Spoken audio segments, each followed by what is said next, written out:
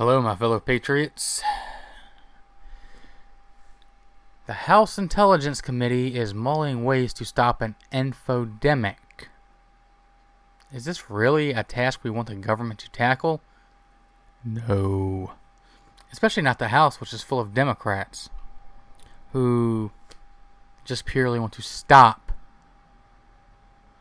the flow of information to you, like the Hunter Biden emails. They worked tirelessly to block the link to the New York Post article. Claimed it was hacked information, which it wasn't. And it was unreliable. They just want you to not know the truth about what they're really doing. This is a bit of a long article, so let's just go ahead and give it a read. The hearings had been underway for about an hour and 15 minutes when Representative Raja Krishnamurthy piped up with an idea. Are there ways, the Illinois Democrat asked, that we might be able to infect the QAnon conspiracy web with other ideas or stories that could sow confusion and discord and cause it to collapse in on itself? In other words, kind of embed other crazy things that might pit groups against each other. There was a brief pause. Then Joan Donovan, research director at Harvard's Shorenstein Center, offered an objection.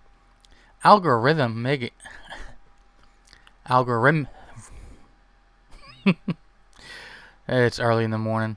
Algorithmic recommendation systems respond to that sort of excitement, she noted. And Krishnamurthy's operation might just keep the QAnon conversation alive. It was October 15th, and Donovan was one of 4 witnesses testifying via video call to the House Intelligence Committee. She was joined by Cindy Otis, a former CIA officer now based in the Alethea Group, by Melanie Smith, who works at the social media analytics from Graphica, and by Nina Jankowicz, a Wilson Center analyst with the wonderful job title Disinformation Fellow. The hearing was titled Misinformation, Conspiracy Theories, and Infodemics, Stopping the Spread Online, and much of it was given over to discussing what public regulations and private platforms should do about the dubious claims that circulate on social media. It's all bullcrap, but it's still kind of covered under the First Amendment. Freedom of speech. Early in Donovan's testimony, for example, she quoted a statement Facebook issued in January. In the absence of regulation, Facebook and other companies are left to design their own policies. We have based ours on the principle that people should be able to hear from those who wish to lead them, warts and all. Donovan didn't approve of that approach. Policies like this push corporate responsibility onto the public and onto other professional sectors, she complained. As a result, she argued, reporters and others have been left to clean up social media's messes. Covering misinformation is a drain on newsrooms' resources, which could be much better spent on sustaining journalism rather than moderating content on platforms. But that's all they do now. Journalism is pretty much dead. That's all they do is monitor the content on Facebook and Twitter and crap like that to make sure that the ugly truth about them doesn't get out. This seems backwards to me. Fact-checking politicians and chasing down rumors to confirm or debunk them have always been parts of a journalist's job. Reporters don't always do those tasks well, but they're much more likely to get it right than a Facebook moderator is.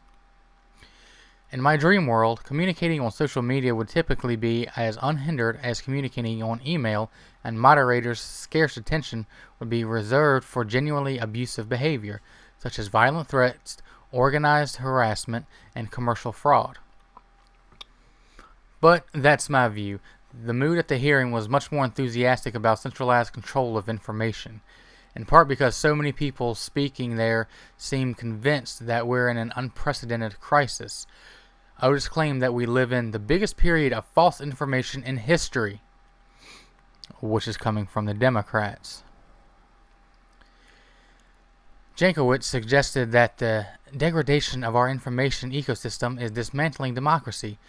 Representative Adam Schiff, chairing the meeting, announced his hope that Americans one day will occupy the same shared reality again. Note that last word, again. I'm not sure when this Edenic past was supposed to be, when Americans all shared the same mental universe, but it definitely wasn't during my lifetime. Yeah. Democrats and Republicans and even independents are far different than each other. Independents, for the most part nowadays, lean towards the conservative side. The Democrats have just, they've destroyed themselves. I mean, everything they say is a lie, and everything that they can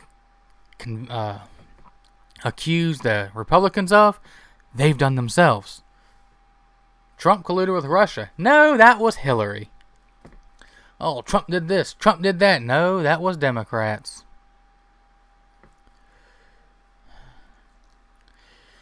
No one unveiled a 10-point plan for regulating mis- and disinformation, and I'm not sure the 4 people testifying, let alone the 9 legislators asking them questions, would agree on every aspect of what should be done.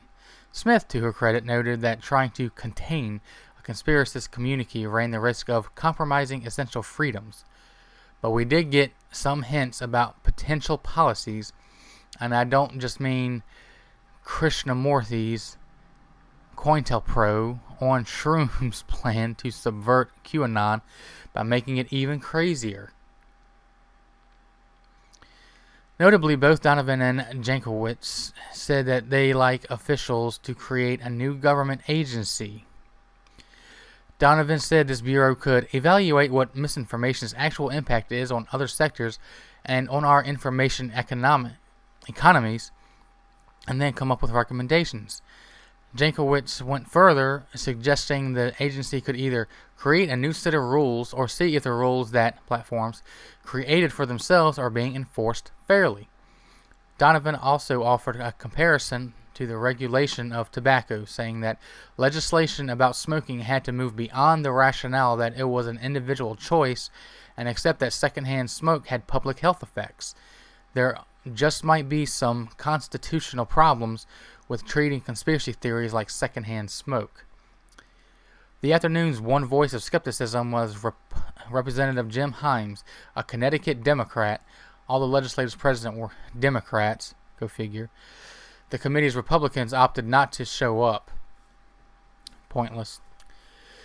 We've had misinformation and yellow journalism and terrible media and voter suppression forever, Himes pointed out. Where are the witnesses really sure, he asked, that the ill effects they are attributing to the internet would have happened without the social media misinformation? Jankowicz insisted that the Facebook era really is different. It is. But neither of the examples she offered were very persuasive. One was the allegation that the Trump campaign used Cambridge Analytica data to selectively target black voters with voter suppression ads. That's an odd story to cite when talking about misinformation's real-world effects, since more and more evidence suggests that Cambridge's Analytica was better at marketing itself than at actually changing elections' outcomes.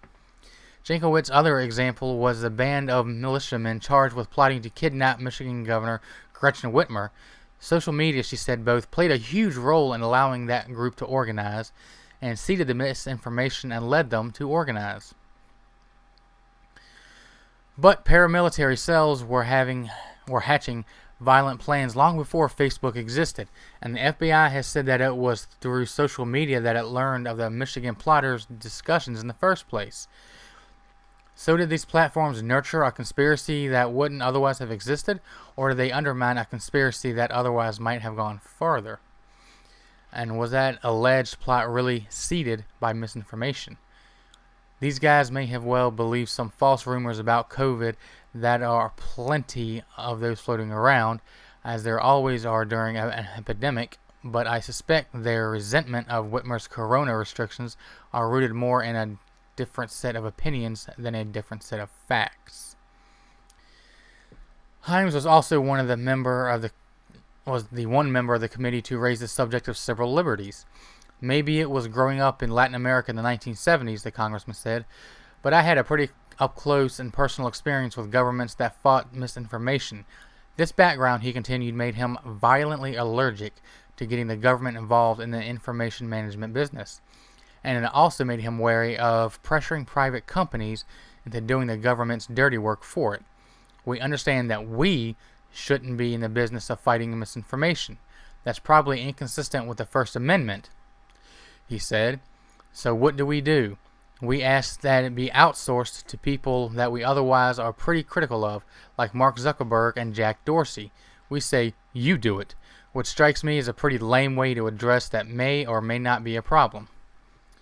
Jankowicz responded by reassuring Himes that she didn't support anything like the draconian fake news laws that have been adopted in several authoritarian countries, but she roused his civil libertarian instincts again a little later when she said that social media allow potentially violent groups to organize without any oversight. I'm out of time, Himes replied with regret. I would love to continue this conversation and pursue what you mean by groups being formed, quote, without oversight. That also is language I'd like to better understand. You're not the only one, Congressman. Now, what basically all of this says is that what we kind of already know, that much of the government wants to control what you say online. That's a violation of the First Amendment. It was a violation of the First Amendment whenever Twitter and Facebook took down those New York Post articles. Because indeed, they were fact. And there was no hacked information. They just used that as an excuse to take them down. And put a ban on the people who posted it. So they could no longer post it. They did that as an incentive for nobody else to share it out of fear of being banned. That's bullcrap. Now, I'm all for repealing Section 230. You know, you have to hold these places responsible, Twitter, Facebook, and all that, because they aren't platforms anymore when they do that. When they moderate your speech, they're no longer just platforms. So they need to be held accountable. The government wants to control what you say, so they can make sure you don't tell what they're doing. Like I said, the Hunter Biden email crap, they don't want that out. Because at the next debate, you know that's going to come out. Trump's going to make it so it comes out no matter what. Of course, you know, the moderator and Biden are not going to talk about it. I mean, look at what Biden did last time, before the emails really came out. Whenever he accused of Hunter about doing the stuff with the Ukraine and everything, Biden told Trump to just shut up, man, and went off the rails and then changed it and made it about Bo instead of Hunter. Yeah, this next debate's going to be a doozy. And they're saying that they are going to mute the microphones. But that's in the next story. This one's gone on long enough. TLDR, government wants to ban your free speech online. Some members see it as a violation of the First Amendment, which it is. But ultimately, if they get elected into power, that's what will happen. They will take away your free speech and they will permanently ban you. for posting anything that they don't agree with. You must conform to what they say. But as you can see from the tabs, I've got a few stories for today. So I will see y'all in the next video. Stay vigilant, America.